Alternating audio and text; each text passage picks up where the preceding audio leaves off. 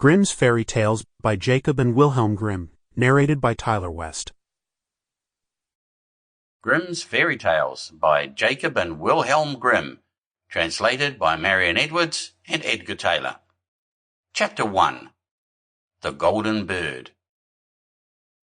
A certain king had a beautiful garden, and in the garden stood a tree which bore golden apples.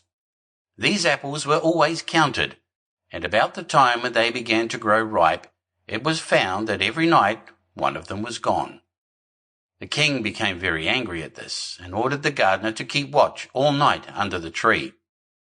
The gardener set his eldest son to watch, but about 12 o'clock he fell asleep, and in the morning another of the apples was missing.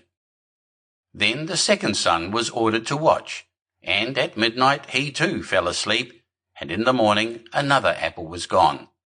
Then the third son offered to keep watch, but the gardener at first would not let him, for fear some harm should come to him. However, at last he consented, and the young man laid himself under the tree to watch. As the clock struck 12, he heard a rustling noise in the air, and a bird came flying that was of pure gold. And as it was snapping at one of the apples with its beak, the gardener's son jumped up and shot an arrow at it. But the arrow did the bird no harm, only it dropped a golden feather from its tail and then flew away. The golden feather was brought to the king in the morning, and all the council was called together. Everyone agreed that it was worth more than all the wealth of the kingdom, but the king said, "One feather is of no use to me. I must have the whole bird." Then the gardener's eldest son set out and thought to find the golden bird very easily. And when he had gone but a little way, he came to a wood, and by the side of the wood he saw a fox sitting. So he took his bow and made ready to shoot at it. Then the fox said, "Do not shoot me, for I will give you good counsel. I know what your business is, and that you want to find the golden bird.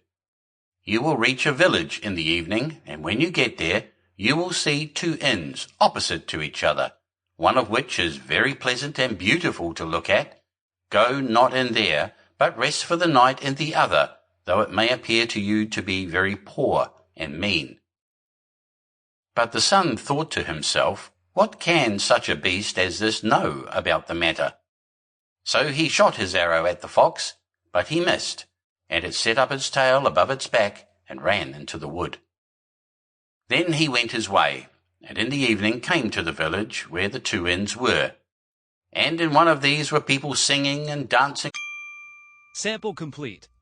Ready to continue?